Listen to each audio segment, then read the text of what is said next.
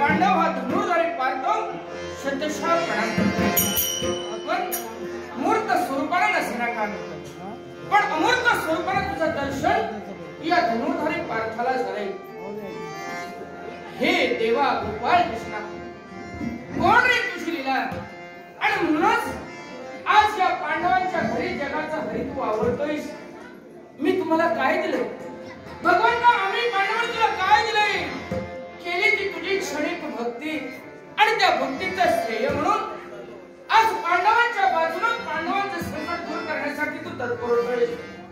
हे गोपाळ कृष्णा अरे खरोखरच आज पांडव जिवंत आहेत ते तुझ्यामुळे एक एक प्रसंग आठवला की मन कसं बनतंय मन मित्र बनतंय. कौरवेश्वराने संकटाची परंपरा या पांडवांच्या मागे ठेवली पण प्रत्येक संकटातून तू वाचलेस आम्हाला. लाक्षागृहाची योजना एवढंच नव्हे द्रौपदी वस्त्रानं पांडवांची इज्जत परमेश्वरात तू राखलीस. वारणावतातील तो प्रसंग आठवला की मन मित्र बनतंय. पण देवा तुझा कृपाशीर्वाद या पांडवांच्या सदैव पाठीशी असल्या कारणानं आज हे पांडव या विश्वात जिवंत आहेत. कौरव आणि पांडव यांच्यातील तेढ सुटेना म्हणून 18 दिवसाचं भारतीय महायुद्ध घडलं गेलं. गुरूच्या समरभूमीवर रथी महारथी एकमेकांसमोर उभे ठाकले गेले. आप्त स्वकीयांचा विचार न करता रक्ताचे काठ वाहले. पण भगवान विजयाची विजयश्री प्राप्त झाली ती या पांडवांना. आणि म्हणूनच भगवंता आज तुझ्या लीला चातुर्याचं वर्णन करताना या धनुर्धारी पार्थाजवळ शब्द नाही पण देवा तुझ्या विराट स्वरूपाचं दर्शन झालं रे. गुरुच्या समरभूमीवर धनुर्धारी पार्थ वैरी पक्षाकडे नेत्र कटाक्ष टाकताक्षणी मित्रा बनला. समोर कोण होते पितामह भीष्म. पित्याच्या जागी पूज्य असणारे भीष्म. एवढंच नव्हे तर ज्याने धनुर्धारी म्हणून मला संवडण्यासाठी प्रयत्न केले तेच माझे गुरु द्रोणाचार्य कुलगुरु कृपाचार्य आप्त सखिय हे उभे ठाकले कारणाने मन मित्र बनले. त्याच वेळी भगवंता तुझ्या मुखाने निघणारे शब्द हे धनुर्धारी पार्था. अरे समोर योद्धा कोण आहे याची जाणीव न ठेवता तुझं कर्म तुला क्रमप्राप्त आहे. घे हा धनुष्य आणि कर युद्धाला सुरुवात. पण परिणामी घडलं ते काय आप्त सखियांचा शेवट झाला आणि म्हणूनच पांडवांना अस्थिरता प्राप्त झाली. मन अस्थिर बनलं स्थिरता नाही म्हणून तुझ्या कृपाशीर्वादानं पांडव हो चला अश्वमेध यज्ञाची सांगता करा. पृथ्वी दिग्विजय करा. आणि म्हणूनच पृथ्वी दिग्विजयासाठी श्यामकर्ण वारवा मी सोडलेला आहे. बालवीर त्याच्या रक्षणात आहेत. अर्धी अधिक पृथ्वी आम्ही जिंकलेली आहे. यात आमचा मोठेपणा नाही कारण अहंकार तुझ्या कृपाशीर्वादाने या पांडवांना मुळीच नाही. पण भगवान या छावणी दरबारात बालवीर येईपर्यंत बालवीरांना विजय प्राप्त व्हावा याच्यासाठी तुझं नामस्मरण हेच अर्जुनाचं जीवन हेच अर्जुनाचं जीवन ऋषी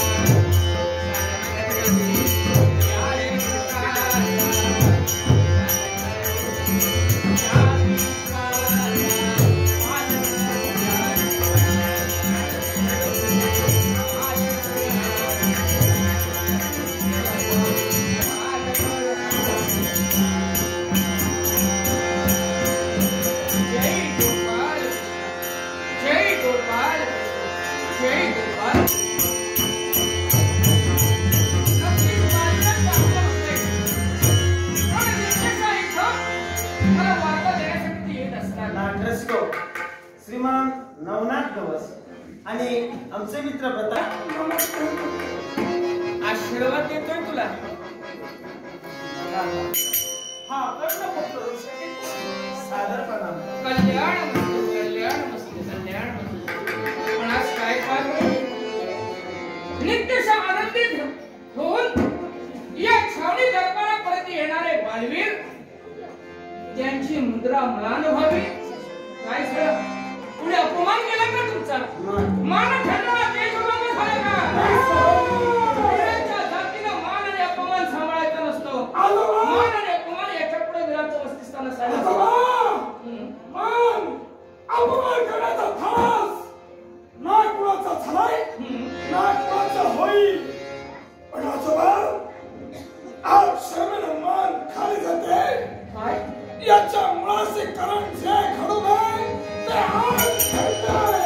मेघवर्णन लज्जा उत्पन्न व्हावी अशा तऱ्हेची कृती तुझ्या हातून घडली का? मुळीच नाही. मग अपमान झाला नाही आणि असं असताना अशा तऱ्हेचे शब्द तुझ्या काय झालं काय नक्की? त्यांच्या अपयश आमच्या जीवनात आलं. काय तू तुझ्या दिवस येण्यासाठी गावी सामकर्ण वारू आणि त्या सामकर्ण वारूची पूजन केलं. अश्वाला गती दिली. अश्वाला गती देता क्षणी वारू अश्व मागस्त झाला. हे काय की धुळीचे कंजर डोंगराला वाळेला आणि अश्व दिसेना झाला. हे काय अश्व कुठं गेलो याचा कारण श्यामकर्ण अश्वामी सोडलाय तो पृथ्वी दिग्विजयासाठी. आणि असंही असताना आतापर्यंत काही वेळा अशा तऱ्हेचा प्रसंग आपल्या मागे आलेला आहे. पण त्याच्यातून आपण यश प्राप्त केलेलं आहे. अपयशातून यशाची उच्चतम पायरी गाठायची असते. गाठायचं असतं. आजोबा तुम्ही जाणता मायावी शक्तीत मी पारंगत आहे. हो मायावी शक्तीचा उपयोग केला. उंच भरारी मारली. दोन दृष्टी लागली. पण अश्व दिसेनासा झाला. आज तो असा खंड नाही. अश्वाच्या दृष्टी शक्तिवान झाला नाही.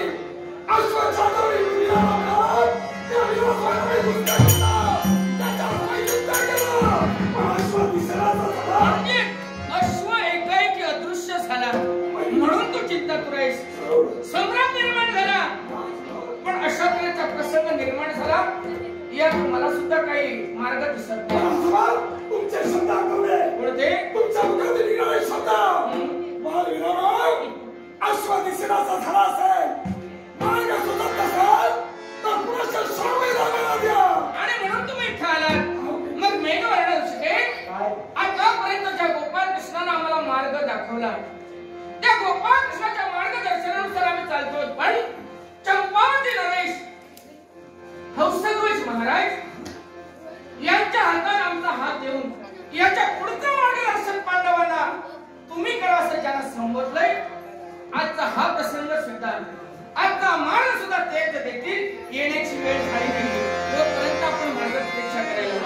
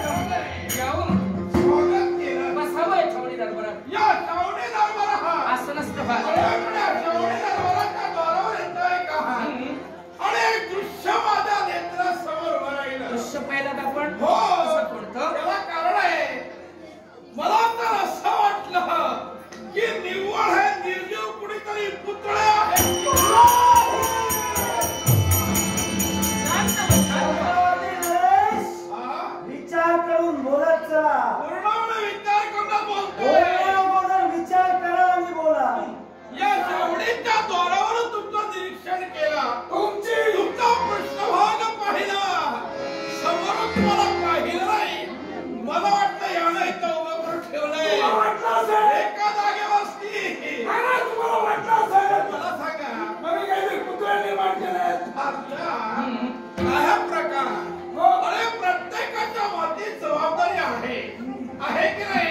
भारताच्या माते माझाही वरती जबाबदारी आहे. तशी पांडव कटकाचे तुम्ही बालवीर आहात, घटाचा पुत्र वेगवर्ण.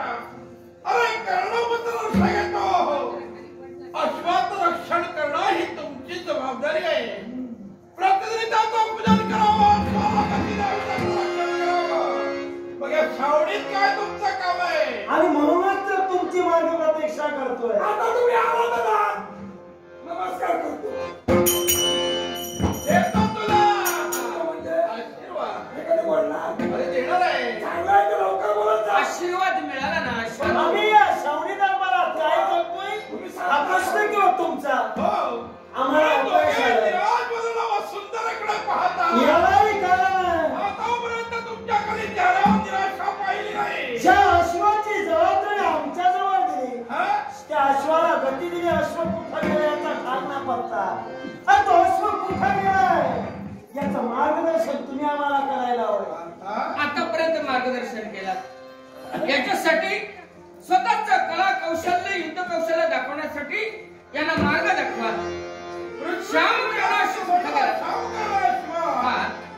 याला प्रत्येक पूजन केलं नित्य नियमाप्रमाणे. अश्वाला गती दिली. नित्याचं कर्तव्य एकाएकी नाहीसं झालं. तुम्ही झोपला होता की का? हा? तुम्हाला आमच्या पराक्रमाचा अनुभव आहे. आजपर्यंत आम्ही पराक्रम दाखवला, युद्धही केलं, हा? काही वीरांना आम्ही धारातीर्थी पाडले. पण आजचा दिवस जो उजाडला, अपशकांचे कहर, एका सभागृहाचे नाट, सुसाट्याचा वारा आणि अश्व अदृष्ट. एकाएकी अश्वारूढ अदृश्य झाला. आणि हे काय नाही. जबाबदारी तुमची अपुरी राहिली. तुम्ही माझे कुणी सामान्य नव्हे. अरे ज्याची मेघाप्रमाणे गजरा आकाश मार्गाने भ्रमण करू शकतो तो तू मेघवर्ण. अरे हे तुम्हाला जिवंत वर्ण आहे.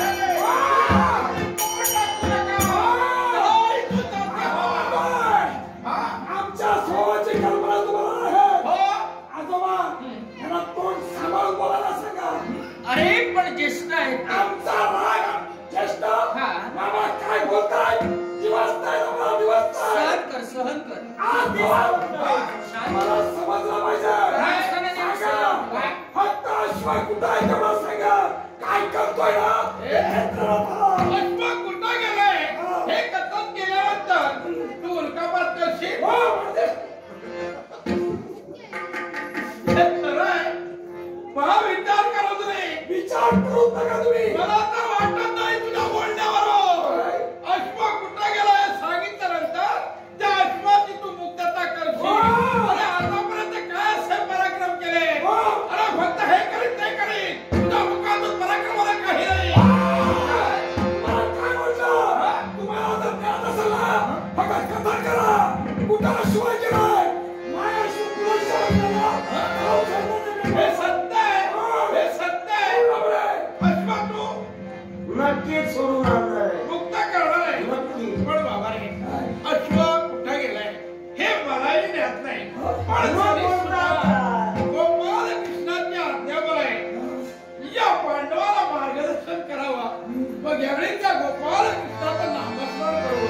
अश्व कुठं गेलाय हे मी तुम्हाला सांगण्याचं कार्य केले. गोपाल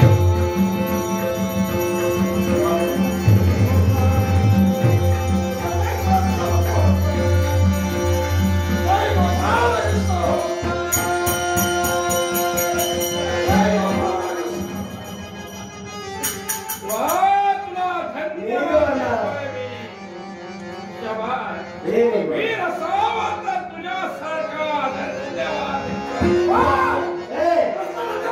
तुला अश्वातून मिळालाय. तुम्हाला धन्यवाद देतोय. अरे त्याला अश्ववंदन केलं त्याला धन्यवाद देतोय.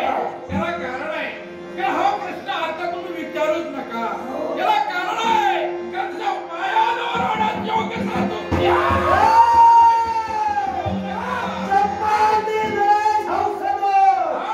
आमच्या पराक्रमाची कल्पना तुम्हाला आहे.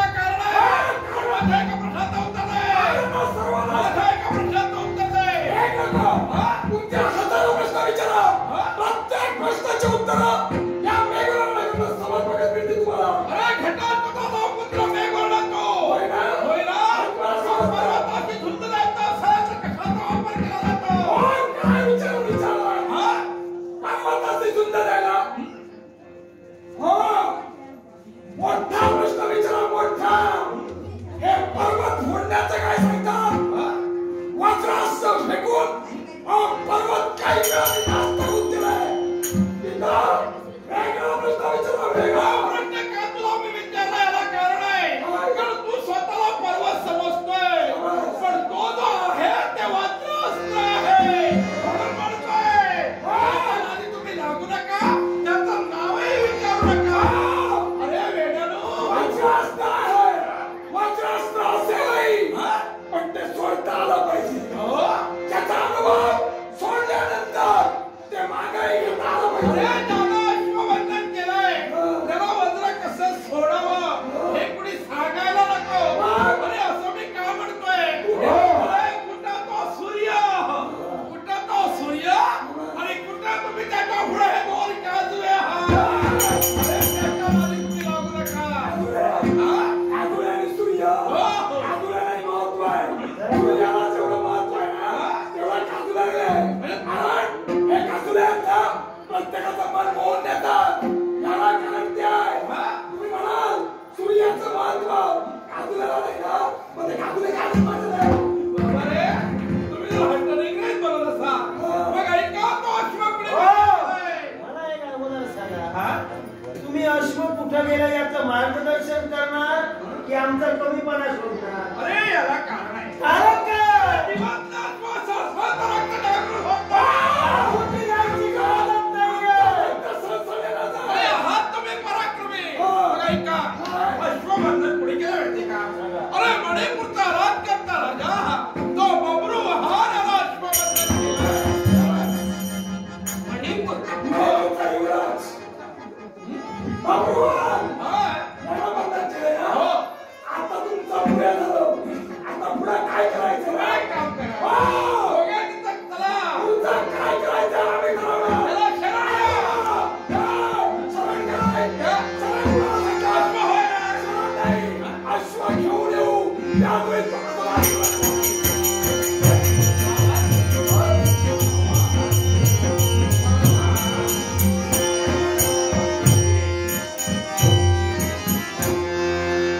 या पांडवांच्या श्रावणी दरबारापर्यंत मागे इथं की सारेच आमच्या परिचयाचे नाही, पण आईला दिलेला शोधा परिपूर्ण करण्यासाठी पांडवांना आम्हाला शरण जायचं, पण करभार खंडणीसह शरण येण्यासाठी आणि यांच्या या कार्यात स्वतः सामील होण्यासाठी आम्ही ठरवले. अरे आपला स्वतः करणारा हा आमचा कष्ट आहे. कोण श्रावणी दरबाराचा लोक. आश्चर्य वाटतंय. मणिपूरचे राजा बबलुआ, सदैव विजयी हो असा मंगलमय आशीर्वाद बबलुआ. हे महापुरुषा आपली ओळखी चंपावती नव्हे, हौसा दोन. आपल्या बाबतीत बरंच काही येते. हा. पण भेटण्याचा योगायोग आज आला. पण इथं महत्वाचं कारण एक तुमच्या गटात ते कटनाई ढुंगरी पार यांना मला भेटले. आहे. श्रावणी दरबाराला आहे. आज नाही विधायला आहे.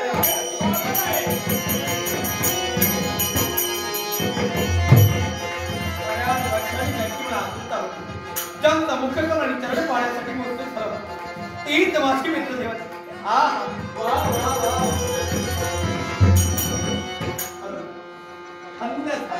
आशीर्वाद आहे.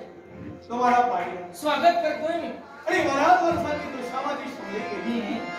मणिपूरचा राजा बबलुआ पुन्हा एकदा प्रणाम. कल्याण घे, कल्याण. पण इथं आपण आलात ती कहाणी कशासाठी? मी तुम्हाला शरण आले. शरण मणिपूरचा राजा बबलुआ आभार मानतोय आपले. तुम्हाला शरण आला आणि यालाही कारण आहे. अहो तुमच्या माझ्यात वाद करून काय उपयोग? तुम्ही मला परके नव्हे, मी तुम्हाला दूरचा नव्हे. तुम्ही माझी पितृदेवता आणि मी तुमचा पिता आणि पुत्र्यावर वाद नाही. आम्ही तुम्हाला शरण थांब बबरुवान. सहज बोलून मोकळा झालास. तुम्ही माझे पितृदैवत आहात. अरे कुणी यावं आणि धनवंतरी पाटला सांगावं मी तुमचा पुत्र आहे हे मी मान्य करू. अरे प्राणाच्या भीतीनं शरण आलायस आणि युद्धाला कुठेतरी पुष्कळात धावाया उदाते तुला या ठिकाणी आलास आणि पुत्राचं नातं जोडतोयस. अरे तू माझा पुत्र नव्हे. बाबा आपल्याला देखील तुमची माझ्या माझी माता चित्रांगदा ज्या आईनं मला जन्म दिलाय त्या माझ्या मातेनं मला कथन केले की बा अजूनही बार तरी तुझी पिता माझ्या आई मला पूर्ण विश्वास आहे. तुम्हीच बोलते बाबा की माझ्या एक पेहरी मध्ये तुमच्या वाहनात नाही. अरे धनुर्धारी पार्थाचा पुत्र म्हणून तोयस आणि शरण येतोयस. तू माझा पुत्र नव्हेस. इकडं कधी पडणार नाही. सांग गांडळा, सांग. कोण शिकायला तुला बोलतो?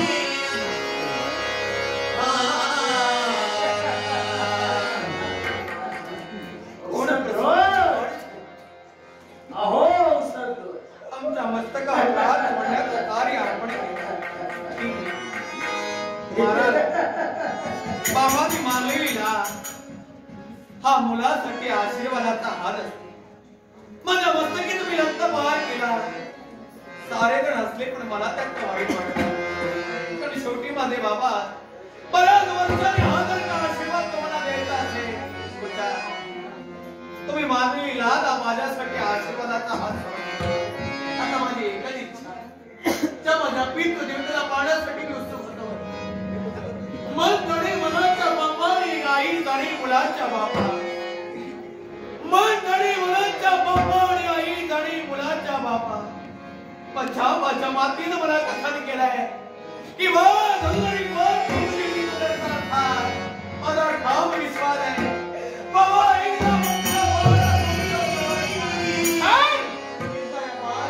बाबूराव सहज बोलून मोकळा झालायस. पण ऐक, अरे 18 दिवसाचं भारतीय महायुद्ध घडलं. त्या भारतीय महायुद्धात गुरु द्रोणाचार्याने चक्रव्यूह रचला आणि त्या चक्रव्यूहाचा भेद करण्यासाठी माझा अभिमन्यू धारातीर्थी पडला. तो माझा श्रीमंत छावा अभिमन्यू उठा आणि हा नर्तकी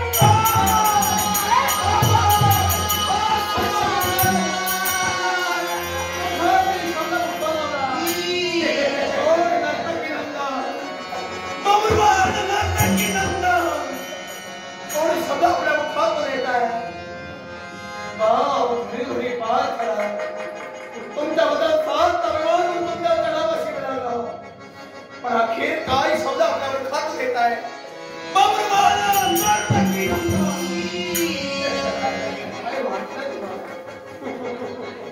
का तुमच्या शब्दानं सारे वीर आमच्यावर असू लागले. नाही का भगवान तुमच्या श्रावणी दरबारात तुम्हाला शरण आलाय. काय वाटलं तुम्हाला? तुमच्या भीतीनं नवे नवे भगवानला शरण आलाय. आईला दिलेला शब्द सत्य करण्यासाठी मनाच्या भीतीनं तुम्हाला मी शरण आलो होतो. ओ मी शरण आलो होतो माझ्या आईसाठी. तर माझ्या आईची इच्छा होती वा बाप आणि पुत्रांचं युद्ध होती म्हणून बाबांना माना सन्माना शरण जा. पिताश्रीला शरण जाणार पुत्राला कधी कमीपणा वाटू नये म्हणून तुमचा तुम्हाला शरण आलो खरा. पण आता आता तुम्हाला शरण नाही. आता तुम्हाला मरण देणं हेच माझं मी एक मात्र बघताय. ज्या माझ्या आईच्या इच्छेसाठी मी शरण आलो आज माझ्या आईची विटंबना छावणी मी एका वीर मातेचा वीर पुत्र असताना काय म्हणाला माझी आई नाचणारी मी एक नर्तकी नंतर हे शब्द ऐकले आणि पायाच्या आतमस्तकी लावून गेली आहे. मग समस्त वीर हो अरे बाबुरवान एका नाचणारीचा मुलगा नव्हे. बाबुरवानाला एका वीर मातेनं जन्म दिला आहे. वीर माता मला प्रसंगी आहे. हे उदयी ज्यावेळी तुम्हाला रणांगणात पाठवून तुम्हाला सर्व पांडवांची ज्यावेळी तडादाड उडवे त्यावेळी जगाला कळे आणि तुम्हालाही कळे की बाबुरवान एक नर्तकी नंदन नसून बाबुरवान वीर मातेचा वीर नंदन आहे. हे त्यावेळी रणांगणात तुम्हाला पटवून देईल. त्यावेळी वीर बाबुरवान हे नाव सांगेल.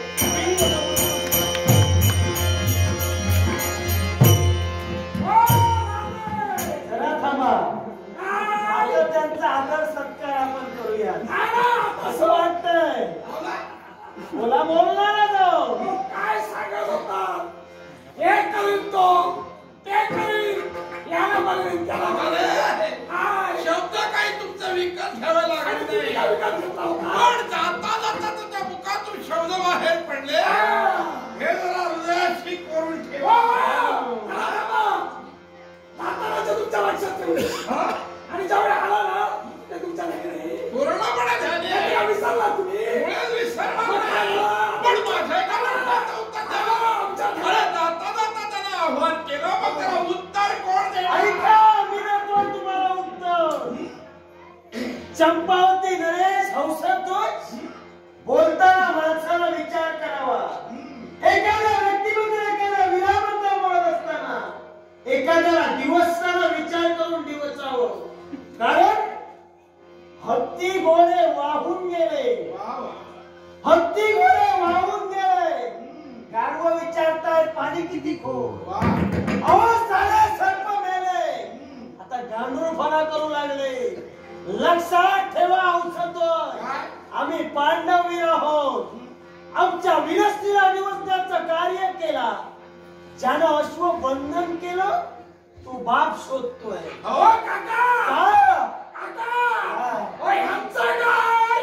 हे आता उद्धव ठाकरे झुकले. यांचा आता म्हातारपण. आमचं सर्व विसरले. याला आता आश्रमाच्या दिशेनं न्यायला हवंय. आता शेवटची गती काय यांची ना? याच्यामुळे असं होतंय. काय म्हटलं? आजोबा, तुम्ही इथं नसताना याला दाखवलं नसतं. अश्वाचं रक्षण व्हायचं. आजोबा कसं आहे? मर्यादाचं उल्लंघन आम्ही तुमच्यासाठी हातभार केला नाही. हे बोलले ना त्यावेळी तुम्हाला जर बोलले असते संयम ठेवा. तुम्ही संयम सोडला असता. आम्ही कसं दात होत चावून चावून संयम बाळगला. पण आता नाही. काय करणार आहे? काय करणार आहे? भगवान ना? अरे तू जाऊ नका बाकी. भगवान हा वीर तुमच्या मदत असेल. मला न्यायवर्ण प्रतिज्ञा करतोय. अश्वाची मुक्तता करत त्यावेळी शावळी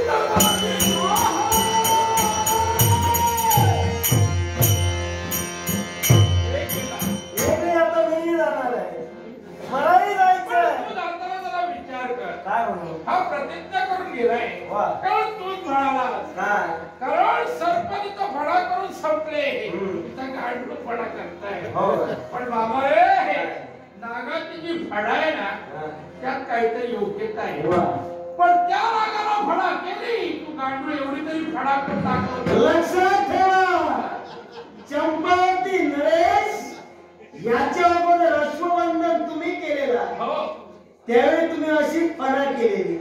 पण तुमची फणा होण्या अगोदरच विरघळून पडली. अनुभवाची गरजच नाहीये. या ऋषकेतून सुद्धा तुमच्याशी युद्ध केलं. नावीला तुमचा झाला. कुचंबला तुमची झाली. तुमचे 2 वीर मारले गेले. आता मी मारणार. हे ज्यावेळी तुमच्या लक्षात आलं त्यावेळी माघार घेतला आणि पांडवांना छळला. आता बोलण्यात काही अर्थ नाहीये. हौसतोच तुमच्या स्वभावाची कल्पना आम्हाला आहे. म्हणून मी जातोय. ज्या बंधुवानं अश्वबंधन केलंय, ज्याला प्रतिज्ञा केलीय, त्याला आव्हान म्हणून